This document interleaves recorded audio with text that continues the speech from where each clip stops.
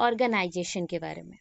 अभी ऐसे curriculum organisation है, करिकुलम मेकिंग ऑर्गेनाइजेशन है, सो उनके बारे में जब भी पूछा जाए तो देखो मैंने आपको कंसेप्ट में पढ़ाया है कि ऑर्गेनाइजेशन का मतलब अप्रोच बिल्कुल भी नहीं है, बार बार बोल रही हूँ। ऑर्गेनाइजेशन मतलब ऐसा संस्था जो करिकुलम का डिजाइन देता है, करिकुलम का फाउंडेशन देता है कि किस वे से करिकुलम बनेगा।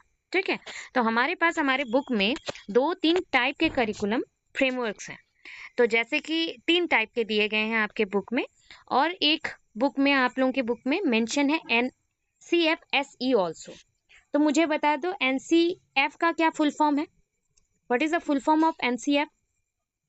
नेशनल करिकुलम फ्रेमवर्क है, national curriculum framework, very good.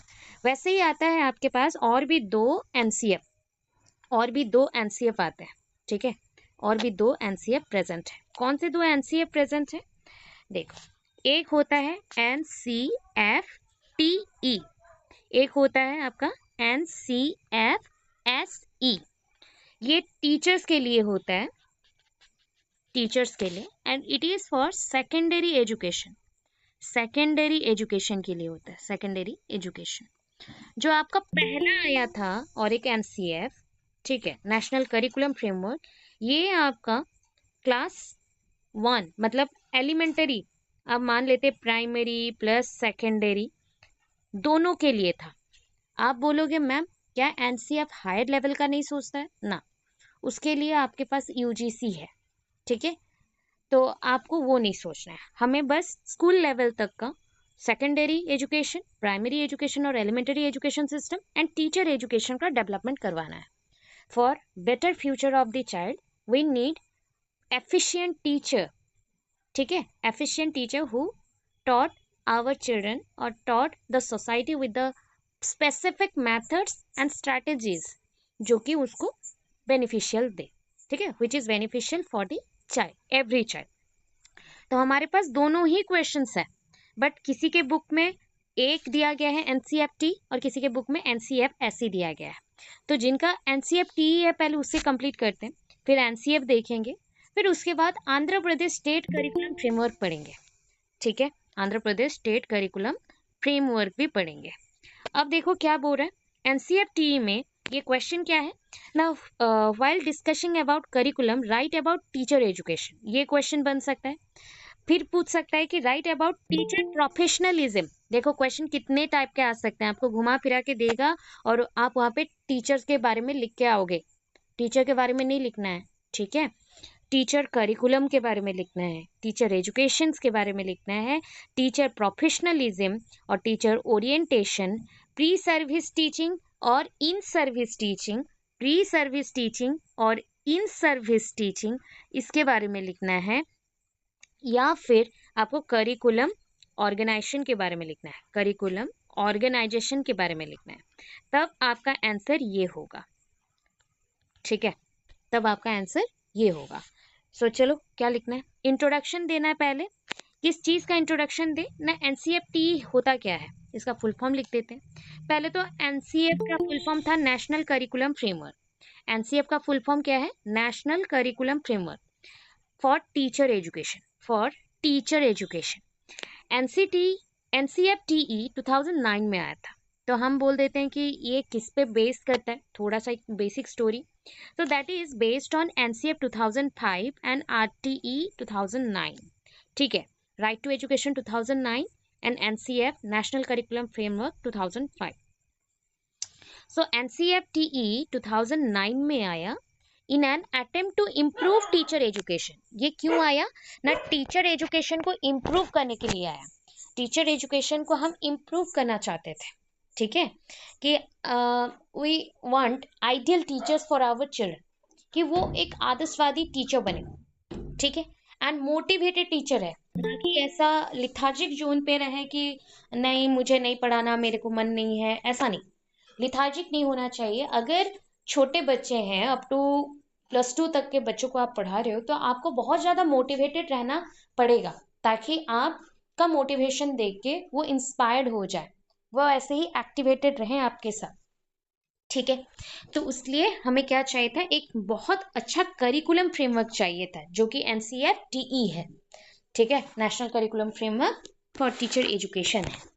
After that based on NCF 2005 and RT 2009, NCFTE was, देखो NCFTE was NCTE, ठीक है। देखो ये NCFTE किससे आया ना, ये आया NCTE से आया, national council for teacher education. पहले जो हमारा national council for teacher education था उसको इम्प्रूव करने के लिए NCFTE आया, ठीक है। अब इसके पॉइंट्स देखते हैं, क्या क्या पॉलिसीज प्रेजेंट है, ठीक है। पॉलिसी स्पेलिंग थोड़ा सा हम करेक्ट करेंगे, पॉलिसीज में हमारा स्पेलिंग रॉन्ग है हमारे पास, तो उसको हम करेक्ट करेंगे। तो policies POLI then CIES, policies, ठीक है। पॉलिसीज लिखेंगे तो नंबर 1 क्या है, टू प्रोड्यूस गुड टीचर, हमें कैसा टीचर प्रोड्यूस करवाना है, गुड टीचर, ठीक है। These are the principles also, अगर ये करिकुलम्स हैं, ये अगर फ्रेमवर्क्स हैं, तो फ्रेमवर्क का मेन अगर कोई प्रिंसिपल्स होता है यही सब है। तो एग्जामिनर अगर प्रिंसिपल्स भी पूछते हैं तो यही सब आपको लिखना है कि हमें NCFTE क्यों चाहिए, कि क्या इंपॉर्टेंस है ना, टू प्रोड्यूस गुड टीचर, हम चाहते हैं सोसाइटी में गुड टीचर्स चाहिए। Number 2, time period of teacher education, जैसे ना पहले टीचर एजुकेशन ओनली 1 ईयर का होता था, पहले बहुत पहले 1 ईयर का ही होता था। आफ्टर दैट उसके बाद 2 ईयर्स का हुआ, जहाँ पे हम लोग भी अभी तक कंटिन्यू कर रहे हैं। उसके बाद बीच में आया मैक्सिमम टाइम के लिए इंटीग्रेटेड, आफ्टर दैट फिर से आ गया 1 ईयर का, ठीक है। तो डिपेंड करता है कि कौन से टाइम पे गवर्नमेंट को क्या चाहिए था, उस according time period of teacher education को चेंज करवाया गया। उसके बाद आता है to improve teacher education quantitatively, हम चाहते हैं कि क्वालिटेटिव टीचर्स मिले बट उसके साथ क्वांटिटेटिव टीचर्स भी मिले, मतलब नंबर ऑफ टीचर्स ज्यादा हो। अभी तक सोचो कैसे गवर्नमेंट्स हैं कि आज तक एक स्कूल का वैकेंसी पूरा फुल्ली उन्होंने कवर नहीं किया, हमेशा कुछ ना कुछ कमी रख देते हैं, ठीक है। तो हमें क्या चाहिए, क्वांटिटेटिव टीचर्स चाहिए जो कि बहुत नंबर्स में हो तो वो एडजस्ट कर सके, उतना ही एजुकेटेड टीचर्स भी चाहिए, पढ़ाने का कैपेसिटी हो, डिफरेंट टाइप ऑफ मेथड्स का यूज करें, ऐसा। Number 4, to equip them to acquire competences, ठीक है, relevant to state specific pedagogy. पता है पेडागोजी का बहुत इंपॉर्टेंस है, pedagogy is important to show the development of a child, show the psychology of a child. If you want to know how a child psychology actual works in the field of knowledge gaining, in the field of activities, or in the field of education, then you have to prepare the pedagogy portion first clearly. It's mandatory also, ठीक है। Specific जो pedagogy है, stage specific, मतलब आप किस stage में पढ़ाने जा रहे हो उसी स्टेज के रिलेटेड आपको रेलिवेंट जो पेडागोजीज हैं उस पे कॉम्पिटेंट होना पड़ेगा, मतलब उतना नॉलेजफुल होना पड़ेगा आपको। करिकुलम डेवलपमेंट प्रॉपर होना चाहिए, and its transaction and evaluation, उसका ट्रांजेक्शन और उसका इवैल्यूएशन, ठीक है। नंबर 5 बोलता है to develop among teachers and understanding of that is psychology, बच्चों का साइकोलॉजी को हम देखेंगे, बच्चों का साइकोलॉजी को हम चेक करेंगे, ठीक है। साइकोलॉजी, साइकोलॉजी क्या है, the study about mind, soul and body, the study about mind, soul and body. पता है आपका जो इस साल का न्यू सिलेबस आया हुआ है, आपके बैच से तो लागू नहीं हो रहा है, आपके जो बाद में जो बैच आया तो उनसे लागू हो रहा है, तो उनका 2 लॉन्ग क्वेश्चन है रिलेटेड टू साइकोलॉजी।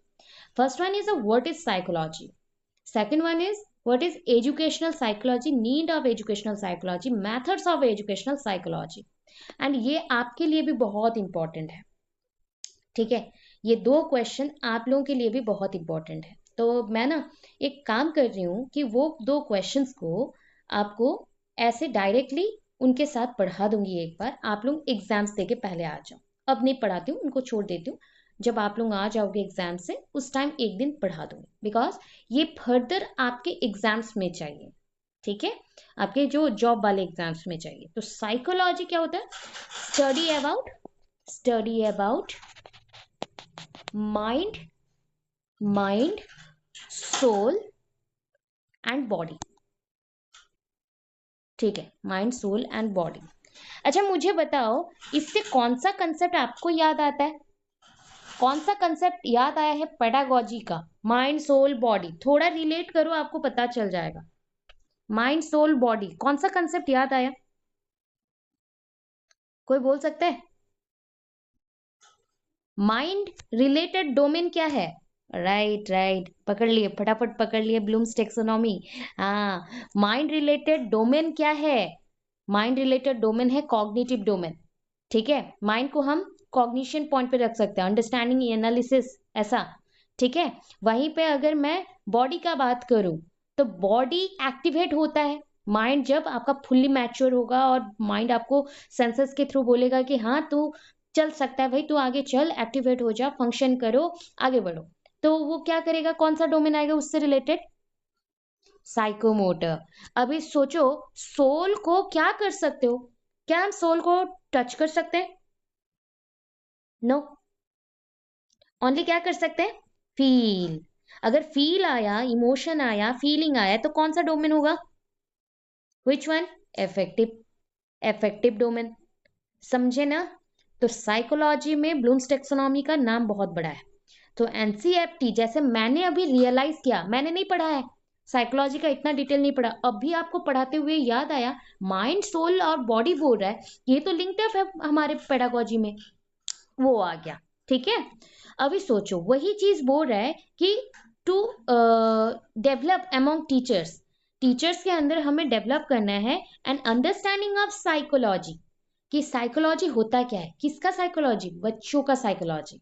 आप जब बच्चों को पढ़ाओ ना तो बच्चों के माइंडसेट से समझो, इसलिए तो आप टीचर हो। अगर आप वहां पे बोलोगे कि मुझे नहीं समझना है, मैं नहीं समझ सकता, मैं नहीं करूंगा, तो वो नेगेटिव हो जाएगा। ठीक है, नेगेटिव हो जाएगा, मुझे समझना ही नहीं है किसी का और का point. You are a teacher, you have to that much of patience to understand the students point of view, that is the psychology. Okay, यही चीज आपको इन सर्विस ट्रेनिंग में बार बार सिखाए जाएंगे। ठीक है, नेक्स्ट आता है, हम और क्या कर सकते हैं? To enable the prospective teachers. ठीक है, prospective teachers to understand nature, purpose and philosophy of secondary nature of education. ठीक है, फर्स्ट हम अंडरस्टैंड करेंगे बच्चों का नेचर, पर्पस, क्या चीज है, किसकी वजह से वो कोई चीज को समझ सकते हैं, एनेबल, तो वो किस चीज को समझ सकते हैं ना, हम सेकेंडरी नेचर ऑफ एजुकेशन को समझ सकते हैं। अगर बेसिक नॉलेज रखेंगे तो फिलोसॉफी ऑफ सेकेंडरी एजुकेशन को समझ पाएंगे कि सेकेंडरी एजुकेशन का नॉलेज जो है क्यों इंपॉर्टेंट है, क्या उसका बेस है।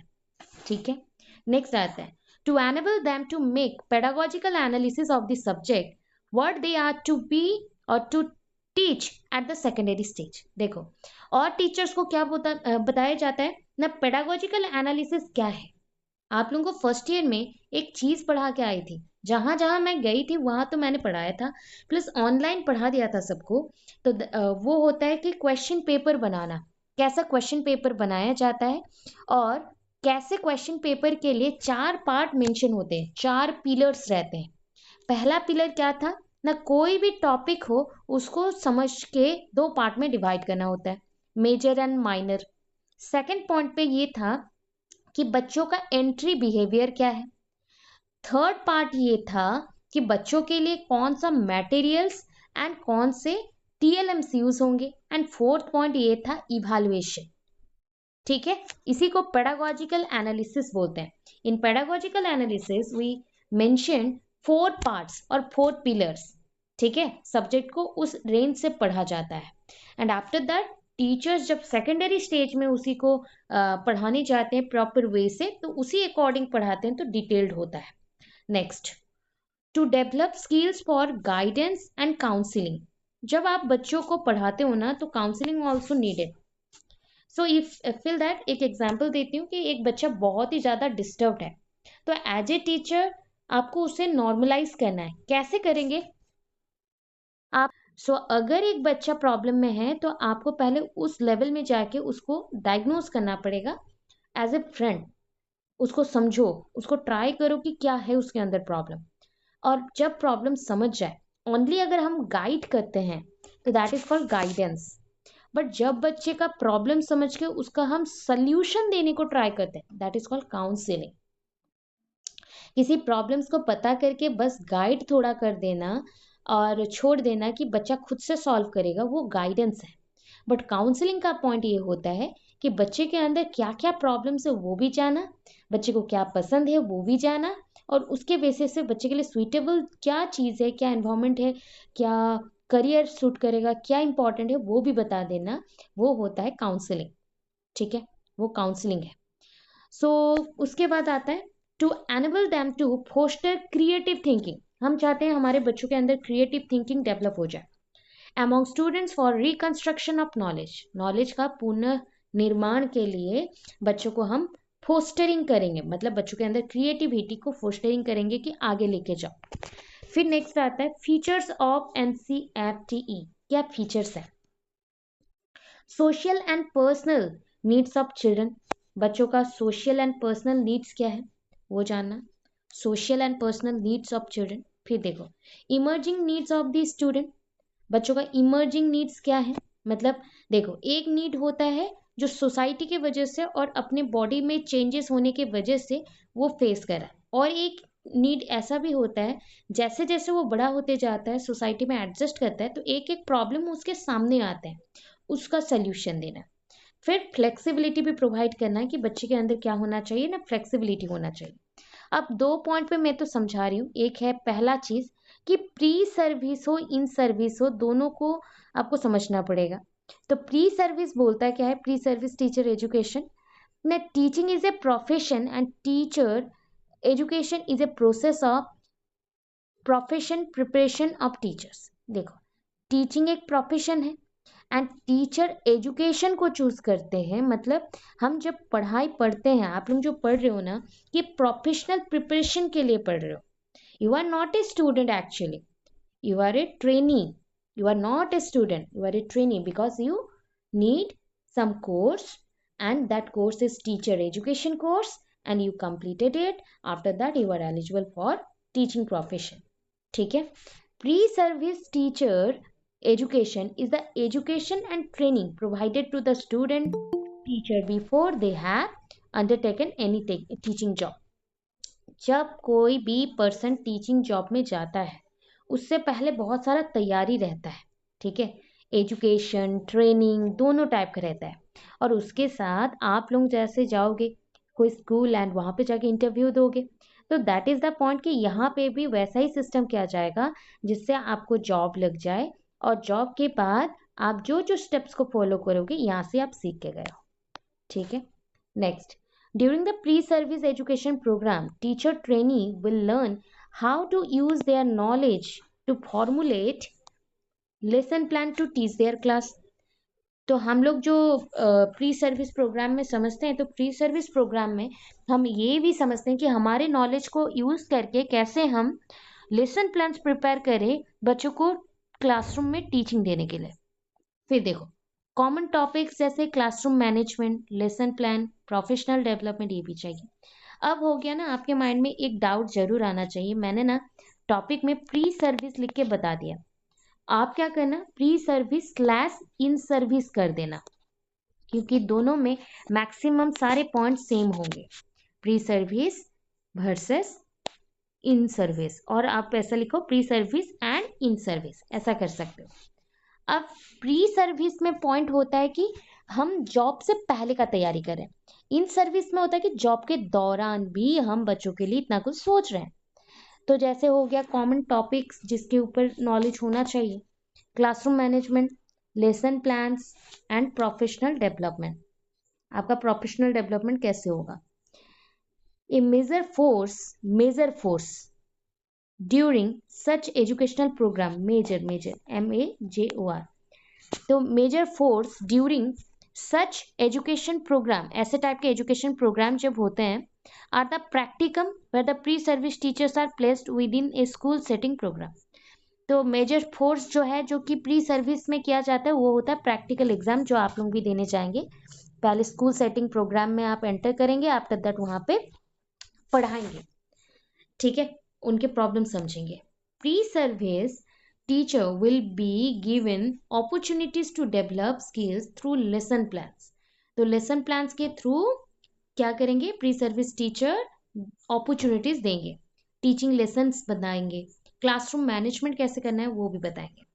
अब देखो next, problems in teacher education and और demerits of teacher education program. क्या करना है, ऊपर पता चला ना, pre service word pre service के लिखा. अभी जब इन सर्विस लिखोगे most of the points are same, बस इतना लिखना है प्री सर्विस के जगह पे इन सर्विस. ठीक है. तो डीमेरिट्स क्या है ना, defects in selection procedure. Selection procedure अच्छा नहीं है. Number 2, training period and time period is very short in the teaching practices. आप जब टीचिंग प्रैक्टिसेस करते हो या फिर बच्चों को पढ़ाते हो ना, आजकल का टाइम पीरियड हो गया है 30-35 मिनट्स का क्लासरूम, 40 मिनट्स का क्लासरूम. तो उसमें ना एक्चुअल में कोई कंसेप्ट क्लियर नहीं होता है, आधा कंसेप्ट वैसे ही बाकी के बाकी रह जाते हैं. ठीक है. All the lessons taught by trainee are not observed. अभी देखो एज ए ट्रेनी अगर देखते हैं तो अगर माइक्रो टीचिंग याद हो तो मुझे बता सकते हो what is micro teaching. Micro teaching is a programme which is conducted by the organization or educational institution, and it is helpful for the teacher trainee to teach about different process and strategies, how to use different type of microcycles of teaching with different type of skills. तो अब मुझे बताओ, it is necessary for every teachers or not? Is it necessary for every teachers or not? क्या सबके लिए चाहिए? Yes, necessary. Okay. तब बताओ, ये अगर नेसेसरी है माइक्रो टीचिंग, तो micro teaching programmes mean for how much time, कितने टाइम पीरियड के लिए होता था, जल्दी बताओ. Micro teaching mean for how much time, कितने टाइम के लिए होता है, याद है सबको? पूरा साइकिल आपका 36 मिनट का है, बट आप पढ़ाते कितने टाइम का हो, 5 to 10 मिनट्स. तो in pre service program if teacher training is not fully prepared to teach in the classroom, सुनो, टीचिंग देना एक डिफरेंट कंसेप्ट है और बस वहां पे जाके कोई भी कंसेप्ट को रीड आउट कर देना या फिर बोर्ड में लिख देना अलग पॉइंट है.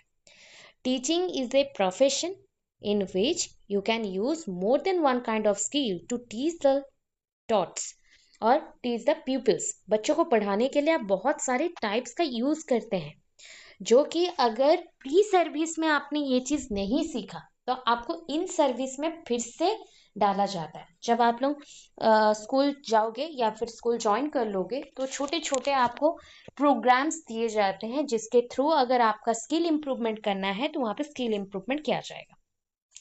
So training period and time period is very short in the teaching practice. So micro teaching is a teaching practice process. Actually 5 to 10 minutes is not that much of time कि जहाँ पे एक मतलब trainee, teacher trainee fully prepared हो सके कि वो उतना पोर्शन में 10 मिनट के अंदर पढ़ा सके. ठीक है, वो उतना ट्रेंड नहीं हुआ है. All lessons taught by trainee are not observe. अभी जितना भी ट्रेनी पढ़ा रहा है, क्या सारे ऑब्जर्वेशंस को हम चेक कर सकते हैं? Not possible. सब देख भी नहीं सकते कि वो क्या पढ़ा रहा है, बस हमने बोल दिया हाँ हाँ हो गया पढ़ा लिया खत्म. तो ये नहीं है, आजकल बिजनेस है ये बस. ठीक है. concepts learned in terms of philosophy, psychology and methods of teaching are not used at the time of teaching practices. थोड़ा स्पेलिंग करेक्ट करेंगे हम यहाँ पे, साइकोलॉजी, साइकोलॉजी. ठीक है. जो भी कंसेप्ट हमने philosophy, psychology and methods of teaching में पढ़े हैं कि ये सारे मेथड्स का यूज करके हमें टीचिंग प्रैक्टिस करना है, वो प्रॉपर कोई यूज नहीं करता. आप लोगों में से कितने लोग हो जब पढ़ाओगे मुझे बताना कि आपने ये मेथड का यूज किया? कोई नहीं. जाते हो क्लासरूम में, घुस जाते हो, जो भी कंसेप्ट है वो पढ़ा दिया, नो इंटरैक्शन, नथिंग. अगर इंटरैक्ट भी करते हो तो not about the subject matter, you ask about their health only, और कुछ टास्क किया है कि नहीं यही पूछते हो ना. First you ask about the previous knowledge, PK testing. After that you give your introduction of the subject, then start your presentation with the TLM process. ठीक है. इतना होना चाहिए। लैक ऑफ प्रोफेशनल एटीट्यूड, बहुत सारे टीचर्स ऐसे होते हैं कि उनमें ना एटीट्यूड डेवलप नहीं करता है। कौन सा एटीट्यूड होना चाहिए? Positive attitude.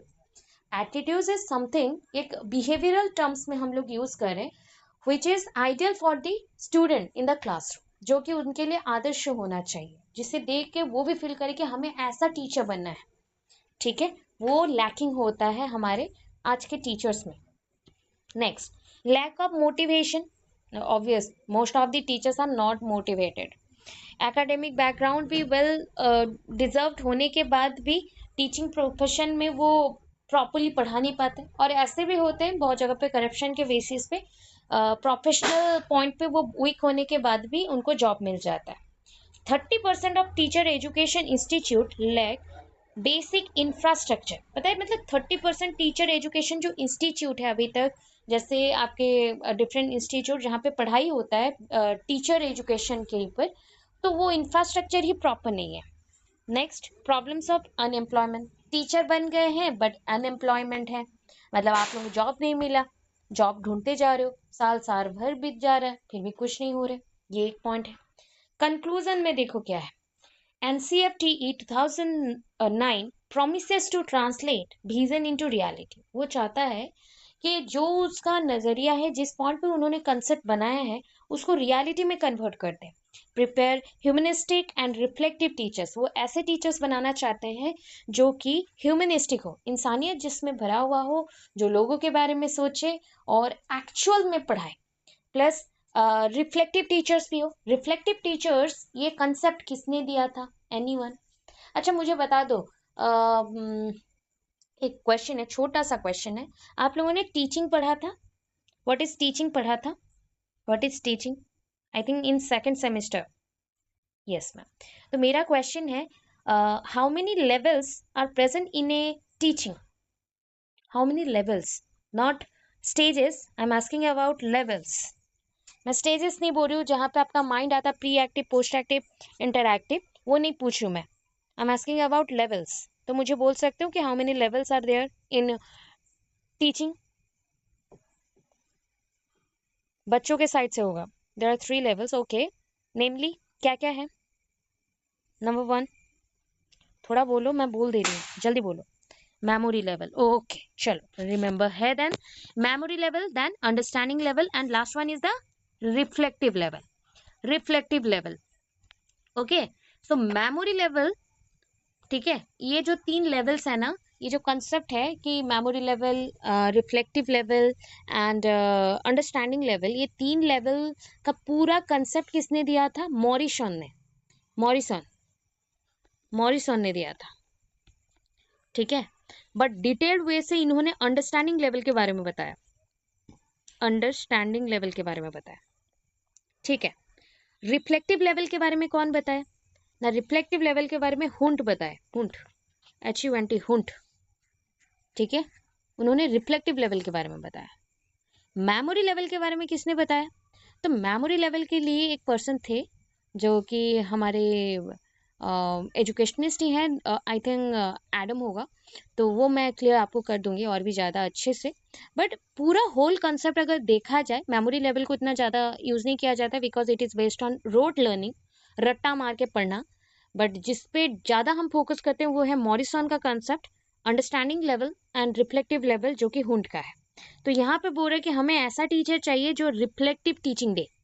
मतलब अगर मैं यहाँ पे अच्छा सोचो, हम लोग सारे ना पढ़ रहे थे और पढ़ते पढ़ते लाइट चला गया, और मैं मान लो मैं एक ऐसी टीचर हूँ जो मैं रिफ्लेक्ट कर सकती हूँ, मतलब मैं एक मोमबत्ती जैसी हूँ, तो मैं वहाँ पे जैसे बच्चों को पढ़ाऊंगी वैसा ही चीज रिफ्लेक्ट होगा। और ये रिफ्लेक्ट तभी दुगना बढ़ता है जब स्टूडेंट्स उसको सीख के फिर से बैक करते हैं, फीडबैक दे के। समझ में आया? तभी वो दुगना बढ़ेगा, मतलब स्टूडेंट भी अपना जो ऑरा है, जो भी चीजें हैं, उसको प्रज्वलित कर रहा है, लाइटन अप कर रहा है। तो दोनों का लाइट जब मिक्स हो गया तो और ज्यादा उज्जवल हो गया। तो that is the process of reflective learning और रिफ्लेक्टिव टीचिंग। तो हमें ऐसा टीचर चाहिए जो रिफ्लेक्ट कर सके, that has potential to develop more professional teachers and improve the quality of education. First हमें क्वालिटेटिव टीचर्स चाहिए, वो अगर क्वालिटेटिव हुए तो ऑब्वियस है क्वालिटेटिव स्टूडेंट्स मिलेंगे, क्वालिटेटिव पर्सन्स मिलेंगे। That's it. NCF national curriculum framework आपके related to textbook selection भी होता है, इंपॉर्टेंट है बहुत ज़्यादा। नेशनल करिकुलम फ्रेमवर्क होता क्या है वो समझो। The national council of educational research and training, that is the NCERT. NCERT का फुल फॉर्म मैंने बोला कि the national council of educational research and training, NCERT,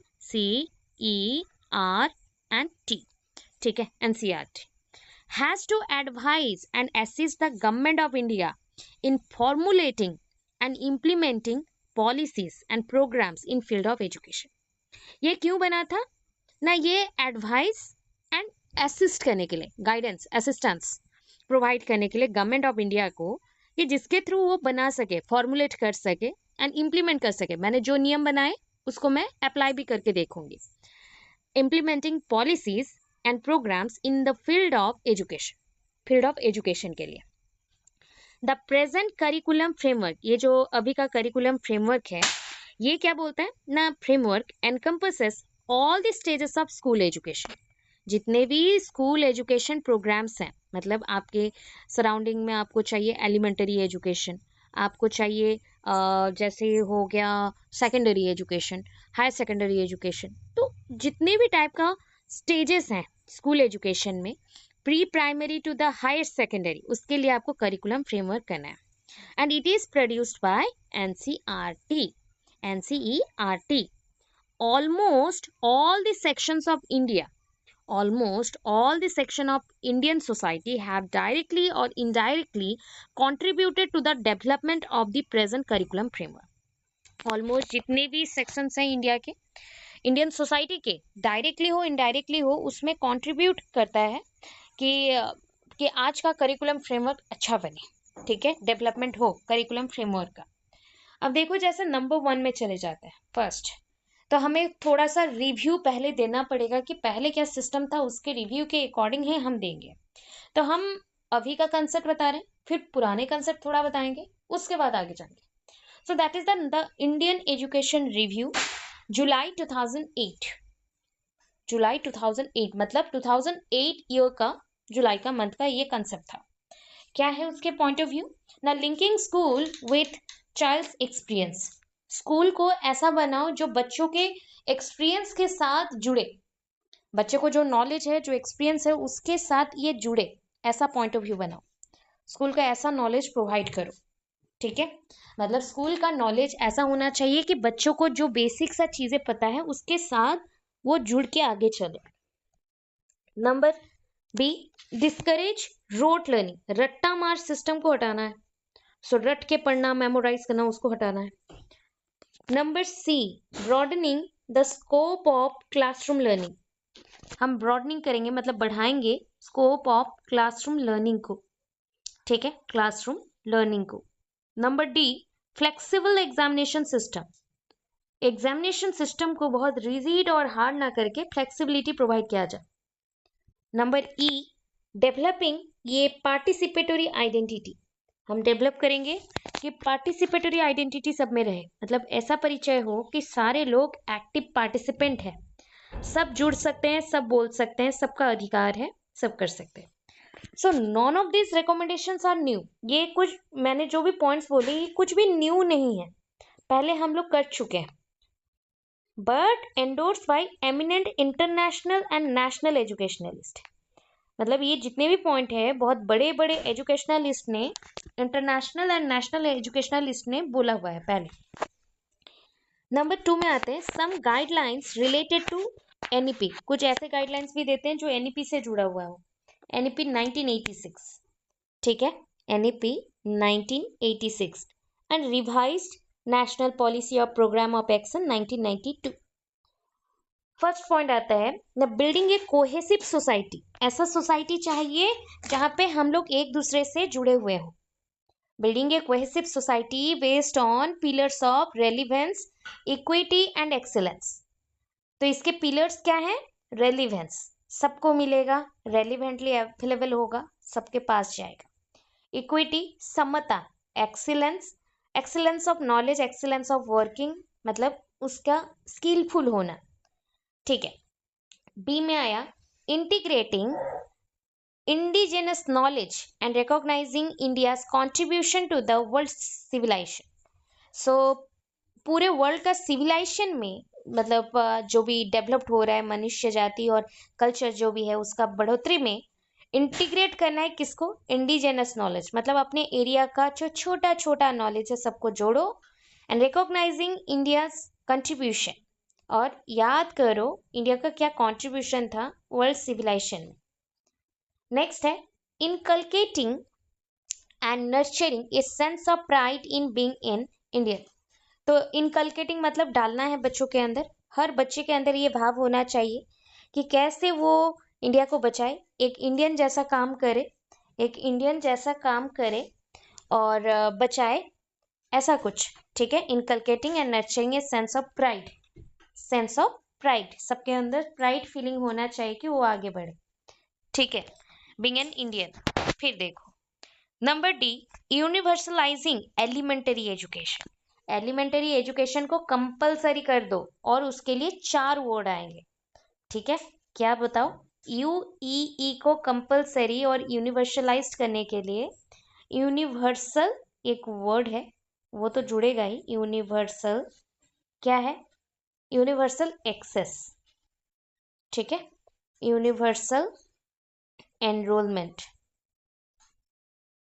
enrolment, ठीक है, universal retention, retention, retention, and universal success, universal success, ठीक है। पहले सारे बच्चों को अवेलेबल करवा दो, एजुकेशन पहुंचा दो हर कोने में, घर के हर कोने में, गांव के हर कोने में पहुंचा दो। फिर है कि बच्चा, अगर बच्चों तक ये न्यूज़ पहुंच चुका है, चलो उसको स्कूल में डालते हैं, तो यूनिवर्सल एनरोलमेंट करवा दो, जहां सके बच्चे जिसके घर के पास within 1 kilometer to 3 kilometers तक के अंदर स्कूल्स कॉलेजेस हैं, तो एडमिशन ले जाओ। फिर उसके बाद आता है स्कूल्स, स्पेशल स्कूल्स के लिए बोल रही हूँ। फिर आता है उसके बाद रिटेंशन। अब सोचो इस साल हमारा 1000 बच्चों ने एडमिशन लिया है, अगर वो लास्ट टाइम तक 1000 बच्चे ही रह गए और उन्होंने टीसी नहीं लिया, उन्होंने कोई भी मतलब प्रॉब्लम्स को शो करके वहां से स्कूल ड्रॉप आउट नहीं किया, तो उसको बोलते हैं 100% retention. And the last one is the success. तो जब बच्चे पूरा रह जाते हैं, सीखते हैं, सब कुछ जानते हैं, उसको बोलते हैं success. So universalizing elementary education and linking education with the life skill, link कर दो लाइफ स्किल के साथ एजुकेशन को, जिसको बोलते हैं वोकेशनलाइजेशन। देन आता है value development at all stages of secondary education. Secondary education के हर एक स्टेज में, हर एक डेवलपमेंट के स्टेजेस में वैल्यू डेवलपमेंट होना चाहिए। Meeting the challenges of information and communication technology and globalisation. तो हमें ना धीरे धीरे चैलेंजेस को फेस करना सीखना चाहिए, इंफॉर्मेशन को और भी ज़्यादा फेस करना सीखना चाहिए, ताकि हम और ज़्यादा डेवलप्ड हो सके, कम्युनिकेशन टेक्नोलॉजी हमारा डेवलप्ड हो सके, हम आगे बढ़ सके। तो meeting the challenges of information technology, जिसके थ्रू हम अपने कंट्री को बाहर के कंट्री के सामने प्रेजेंटेशन दे सके और ग्लोबलाइज करवा सके कि पूरे ग्लोबल में हमारा लोकल सामान, हमारे एरिया का सामान ग्लोबलाइज्ड हो रहा है और बाहर जा रहा है। यूजिंग कल्चर स्पेसिफिक पेडागोजी, ऐसा पेडागोजी यूज करेंगे जो कल्चर से जुड़ा हुआ हो, कल्चर स्पेसिफिक पेडागोजी। फिर क्या है, viewing the child as a constructor of knowledge, बच्चा को कैसे देखेंगे ना, बच्चा नॉलेज क्रिएट कर सकता है वैसा देखेंगे, child as a constructor of knowledge. Next empowering, ये स्पेलिंग थोड़ा रॉन्ग हुआ है, फटाफट लिखने में, एम पावरिंग, एम्पावरिंग, ठीक है, empowering teachers for curriculum development and implementation. हम टीचर्स एंड करिकुलम को डेवलप करेंगे कि आगे बढ़े। तो इसी पॉइंट से समझ गए ना कि इससे पहले जो हमने अभी पढ़ा था एनसीईआरटी जो 2009 में आया है, वो इसमें भी लिखा गया है कि करिकुलम को ऐसे मॉडिफाई करो कि टीचर्स मॉडिफाइड हो और वैसे टीचर्स को हम एम्प्लॉयमेंट दे सके। Some major recommendations for improvement क्या क्या है ना, number 1 ensuring availability of the pre school education to all, सबके लिए प्री स्कूल कंपलसरी कर दो, अवेलेबल करवा दो आसपास के एरिया में। नंबर 2, इंटीग्रेशन ऑफ ई का मतलब होता है environmental education, environmental education with language, mathematics and other activities. फिर नेक्स्ट होता है integration of art education, health and physical science, integrate कर दो art education, health and physical science को। ठीक है, ये तीनों चीजों को इंटीग्रेट कर दो, मिला दो एक साथ, art education, health and physical science. फिर नंबर 4, एजुकेशन अबाउट रिलीजियंस, धर्म संबंधित एजुकेशन को आगे लेके जाओ। Number 5, integration of science and technology up to secondary stage, secondary stage तक मतलब आपके क्लास 9 से 12 में आपका जो भी रहेगा साइंस एंड टेक्नोलॉजी को थोड़ा सा जोड़ना है हर एक सब्जेक्ट के साथ।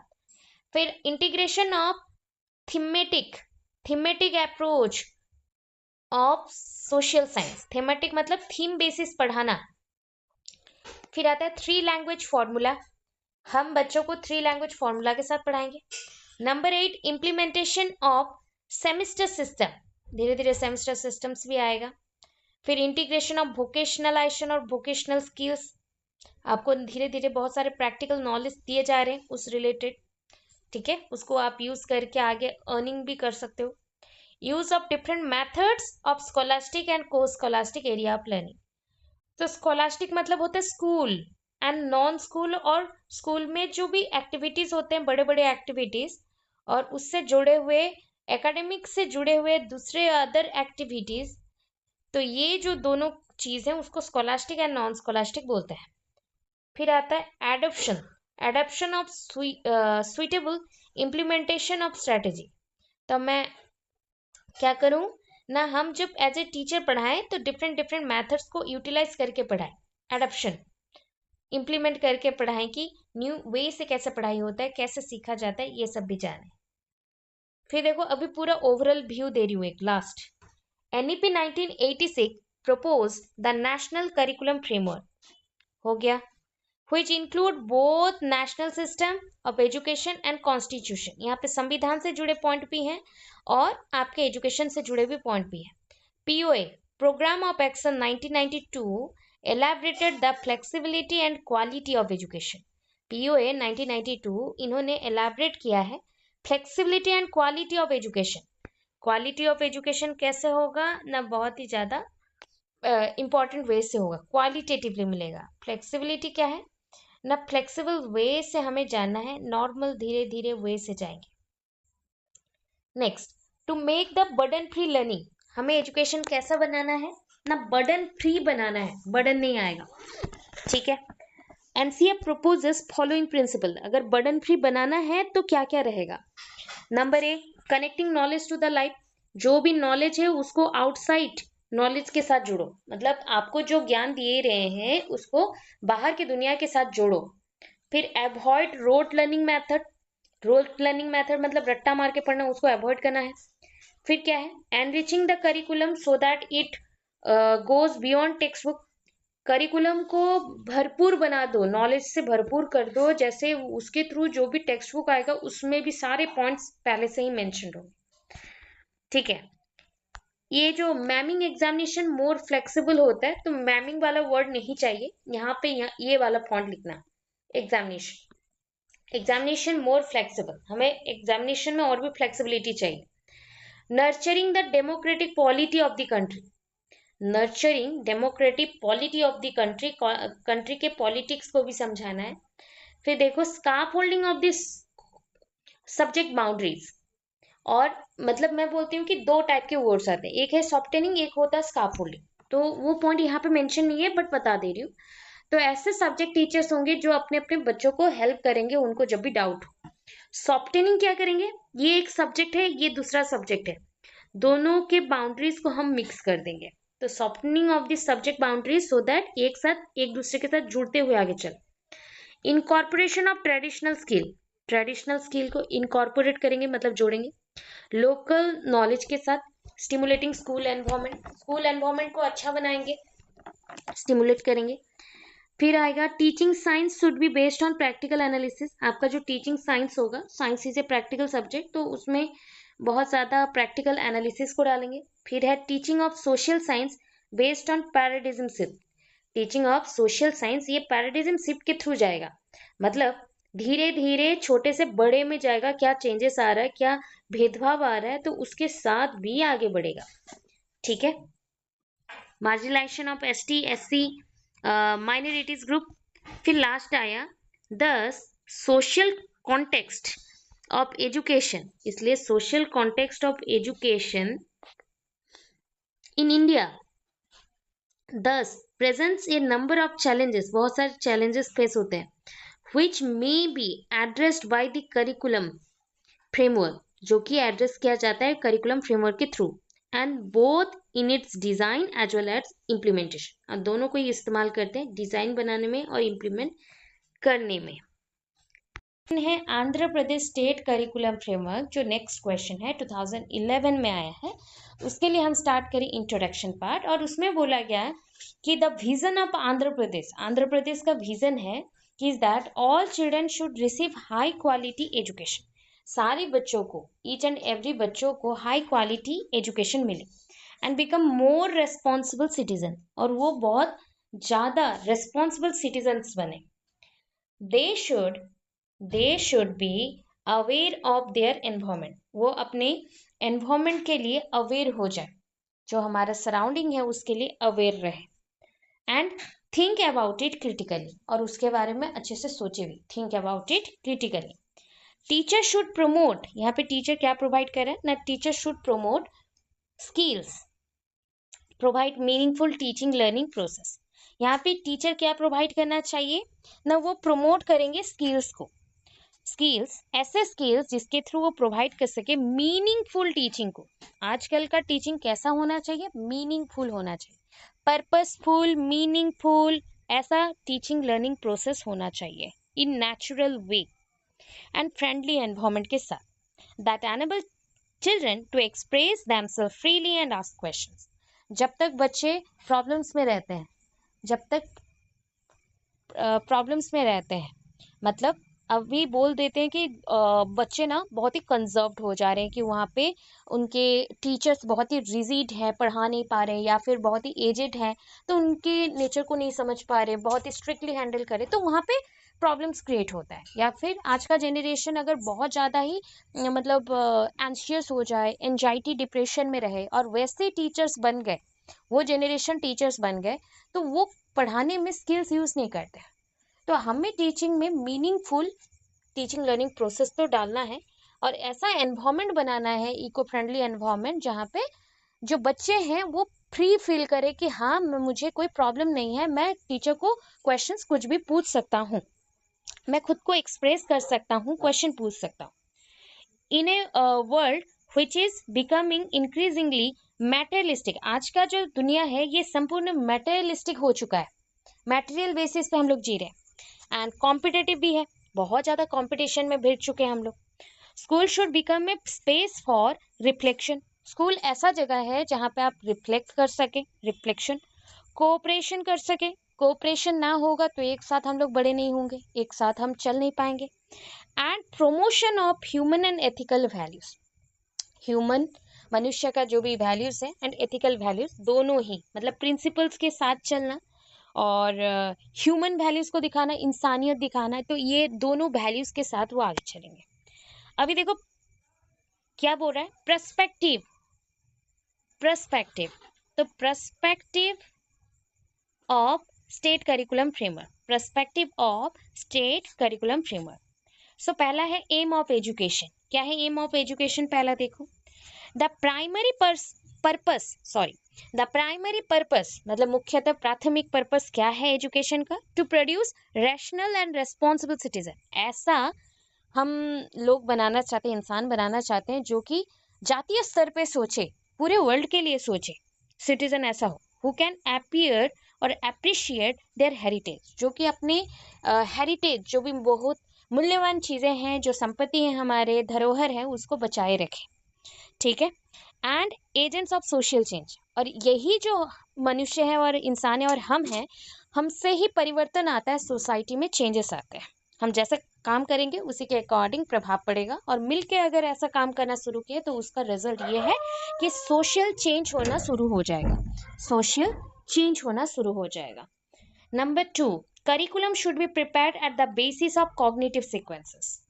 करिकुलम को हम कैसे प्रिपेयर करेंगे? On the basis of cognitive sequences. मतलब कॉग्निटिव सीक्वेंसेस याद है ब्लूम्स टेक्सोनॉमी का cognitive domain, case, knowledge, comprehension, application, analysis, synthesis and evaluation. उसी सीक्वेंस के बेसिस पे हम करिकुलम को प्रिपेयर करेंगे, जो कि मोर प्रोसेस ओरिएंटेड होगा देन द प्रोडक्ट ओरिएंटेड। ठीक है, प्रोसेस ओरिएंटेड होगा देन द प्रोडक्ट ओरिएंटेड। याद रखना, ये स्टेटमेंट्स को आप घुमा के लिख सकते हो, बट ये ही मीनिंग आना चाहिए। ठीक है, क्योंकि हर एक करिकुलम फ्रेमवर्क में कुछ ना कुछ चेंजेस रहते हैं, तो कुछ पॉइंट्स ऐसे भी होंगे, स्पेशली ये जो फीचर्स वगैरह हैं, तो उसको आप कंप्लीटली चेंज नहीं कर सकते। ठीक है। Number 3, curriculum should be dynamic. Curriculum कैसा होता है ना? डायनामिक होता है। डायनामिक मतलब चेंजेबल, जो समय के अनुसार परिवर्तन दिखाना शुरू करे, चेंजेबल हो सकता है। करिकुलम डायनामिक होता है। प्रैक्टिकल बेस्ड है, ऑब्वियस प्रैक्टिकल बेस्ड होगा, एंड चाइल्ड सेंटर्ड होगा। चाइल्ड सेंटर्ड होगा, प्रैक्टिकल नॉलेज के साथ साथ चाइल्ड सेंटर्ड, बच्चों के ओरिएंटेड होगा। फिर आता है decentralisation of all aspect including academic for work and administrative should be heart of all educational activities in the state. Decentralized मतलब centralized मतलब होता है केंद्रित, एक पॉइंट पे केंद्र हो जाए, उसी चीज के साथ चलना पड़ेगा। बट ये बोल रहा है कि डिसेंट्रलाइज्ड कर दो। जो एस्पेक्ट बोलता है कि एकेडमिक ओनली फॉर वर्क होता है और एडमिनिस्ट्रेटिव होना चाहिए heart of all educational activities in the state, इसको चेंज कर दो। ठीक है। नंबर बी इसमें बोलते हैं अंडरस्टैंडिंग अबाउट द सोसाइटी। क्या पॉइंट है? Characteristics of Indian society, political economy to work with childrens and teacher. जो कि इंडिया का सोसाइटी बोलता है और पॉलिटिकल इकोनॉमी पॉइंट्स बोलता है, वो किसके साथ चल रहा है ना? बच्चों के साथ चल रहा है और टीचर्स के साथ चल रहा है। सी में क्या आया? Assumptions about the knowledge and learning. देखो, नॉलेज एंड लर्निंग के ऊपर एपीएससी ने क्या बोला है? Number 1, what kind of knowledge we propose to give the children in the context of diversities। जैसे कि बहुत सारे भेदभाव है, डाइवर्सिटीज हैं, अलग अलग सब लोग होते हैं, इंडिविजुअल डिफरेंसेस है, physical, social, cultural, geographical point of view. तो इसका मेन पॉइंट होता है कि क्या नॉलेज प्रपोज करना चाहिए बच्चों के लिए, जिसके थ्रू डाइवर्सिटीज में भी हम लोग कुछ ना कुछ सिखा सके। नेक्स्ट, एम्फेसिस ऑन लर्निंग जैसे कंस्ट्रक्शन। हमें बच्चों के अंदर लर्निंग, पढ़ाई से संबंधित और ज्ञान से संबंधित चीजों को कंस्ट्रक्ट करना चाहिए, इसीलिए ये चाइल्ड सेंटर्ड पेडागोजी है। एंड एक्टिव लर्निंग के लिए बच्चों को उत्सुक रखना चाहिए कि तुम एक्टिव रहो। ठीक है, क्योंकि ये एक्टिव पॉइंट ही है, इनहेरेंट पोटेंशियल है, इनहेरेंट पोटेंशियल जो एक जेनरेशन टू दूसरे जेनरेशन को शिफ्ट होता है। Next, primacy to the children expression और एक्सपीरियंस। देखो, बच्चों के जो एक्सपीरियंसेस होते हैं उसमें प्राइमेसी लगाना, मतलब पर्टिकुलरली उसी पॉइंट के साथ पार्टिसिपेटरी होके चलना पड़ेगा। Next, the school should recognise, ये जो स्कूल है वो रिकॉग्नाइज करना चाहिए innate ability of the each child. Innate मतलब इनबॉर्न, जन्म के साथ आपके पास कौन सा एक अच्छा क्वालिटी है जिसके थ्रू हर एक बच्चा चाहता है कि कुछ अपना नॉलेज क्रिएट कर ले। ठीक है, फिर देखो, local culture specific traditional technology literature product are the source of knowledge which are linked with school curriculum. तो जो स्कूल करिकुलम के साथ जुड़ा रहता है, तो उसके साथ जो भी सब्जेक्ट्स हैं, लोकल कल्चर्स हैं, सब कुछ को जोड़ के रखो, जो भी प्रोडक्ट्स आ रहे हैं सब कुछ को जोड़ के रखो। Next, linked classroom knowledge with outside knowledge of the school. Classroom knowledge को जोड़ दो outside knowledge of school, school के आउटसाइड नॉलेज के साथ। फिर आता है पेडागोजिकल शिफ्ट। पेडागोजिकल शिफ्ट जानते हो? शिफ्ट मतलब वेरिएशन, जो एक टाइम से दूसरे टाइम में जब जाता है तो परिवर्तन जरूर लेके आता है। और पेडागोजिकल बेसिस पे बोला है, दैट मीन टीचर सेंटर्ड में आएगा। From teacher centre to learner centred कर दो सारी चीजों को। फ्रॉम टीचिंग टू लर्निंग में ले जाओ। From textbook to experienced oriented लिख दो, किताब से नहीं पढ़ना, एक्सपीरियंस लेना है। From memorising to construction of knowledge, memorising to construction of knowledge, ज्ञान कैसे बनाएंगे, मेमोराइज से ज्यादा ज्ञान कैसे बनाएंगे उसके ऊपर ध्यान देंगे। कंटिन्यूअस कंप्रीहेंसिव इवैल्यूएशन, सीसीई पे ज्यादा focus, and become part and ये हमारा पार्सल ऑफ लर्निंग है, मतलब पार्ट तो है ही सीसीई एंड पार्सल भी है, मतलब शिफ्टिंग होते जाता है एक जनरेशन से दूसरा जनरेशन। लर्नर सेंटर्ड करिकुलम होगा, पाठ्यक्रम आपका लर्नर सेंटर्ड होगा, जो कि बच्चों को डिफरेंट चैलेंजिंग एक्टिविटीज के साथ जोड़ेगा।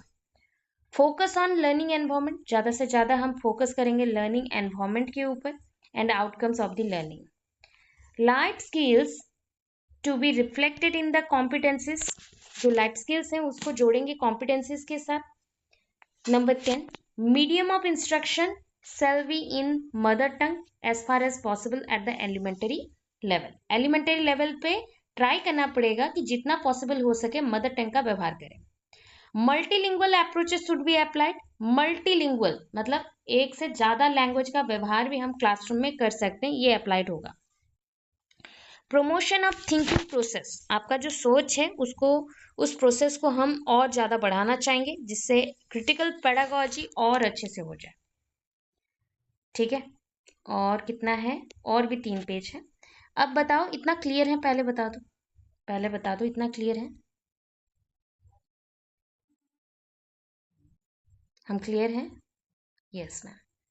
और 3 पेज है, थोड़ा सा टाइम लगेगा, ठीक है, और 7-8 मिनट 10 मिनट जैसा टाइम लगेगा, ठीक है।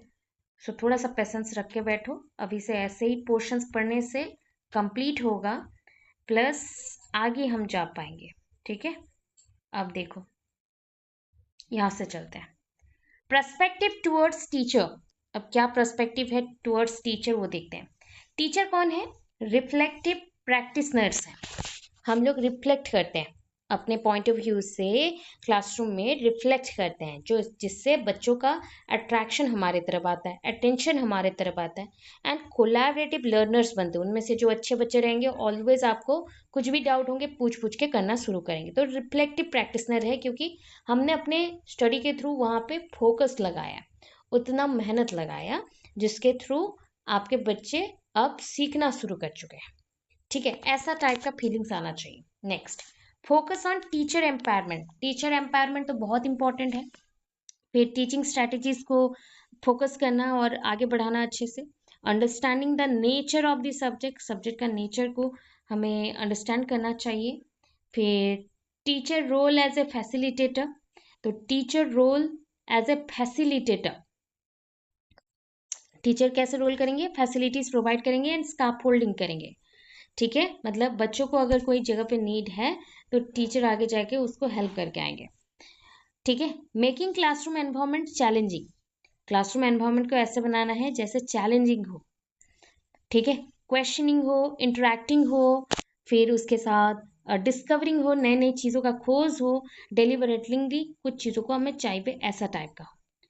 Teacher made test appears and implements formative assessment, ये जो टीचर मेड टेस्ट है, मतलब टीचर खुद बनाते हैं अपने हेल्प के लिए, तो ये one kind of formative assessment है कि टू इम्प्रूव लर्निंग, लर्निंग को इम्प्रूव करना, लर्निंग को इम्प्रूव करना इम्पॉर्टेंट है, क्योंकि लर्निंग को इम्प्लीमेंट कर दिया, उसका स्कोप इम्प्लीमेंट कर दिया, पर जब हम लोग असेसमेंट बोल रहे हैं फॉर्मेटिव असेसमेंट, तो आपने लर्निंग पॉइंट से ही ये सब कुछ सीखा है, जिसके थ्रू आपका इम्प्रूवमेंट होगा, उसी से आप असेसमेंट करना शुरू करेंगे।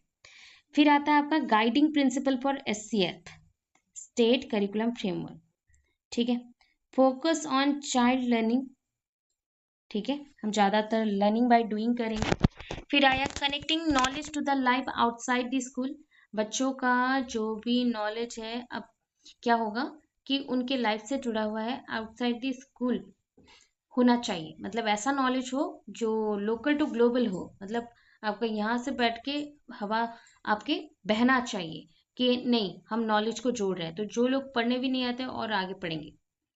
प्रमोशन ऑफ रेलिवेंस, रेलिवेंस में ई लगेगा, relevance knowledge which is useful for learning. हम जो इम्पोर्टेंट है और रिलेवेंट आइडियाज हैं उसी के बेसिस में पढ़ाएंगे, उसी नॉलेज को आगे लेके जाएंगे। फिर learning shifted from rote to analysis, आज का जो स्टडीज है वो रट्टा मान से शुरू होके वो खत्म हो चुका है, एनालिसिस पॉइंट तक चला गया है। Next, curriculum is for overall development of the children. Curriculum को कैसे यूज करेंगे ना, करिकुलम को हम यूज करेंगे बच्चों के ओवरऑल डेवलपमेंट के लिए। Promotion of social constructivism, society में जो निर्माणकारी चल रहे उसमें भी बच्चों का बहुत ज़्यादा ही रोल प्ले है, तो इसलिए उसको प्रमोट करेंगे। Development of syllabus and text book on the following points, की पॉइंट्स क्या है? Appropriateness of the topic, topic अच्छा होना चाहिए टेक्स्ट बुक एंड करिकुलम बनाने के लिए। प्रीवियस नॉलेज बेस्ड एजुकेशन होना चाहिए। Continuity from one level to another, अगर इस लेवल में क्लियर करते हो तो आपको नेक्स्ट लेवल में भेजा जाएगा। Interdisciplinary and linkages between topics, तो हमें समझना पड़ेगा एक टॉपिक के साथ दूसरे टॉपिक का क्या कनेक्शंस हैं और इंटरडिसिप्लिनरी क्या रिलेशन है। Linkage between gender, caste and class parity, class parity, parity means divisions, ठीक है। Linkage between school and college syllabus but avoid overlapping, दोनों को सेम वे से प्रिंट कर सकते हो बट ओवरलैप नहीं होना चाहिए।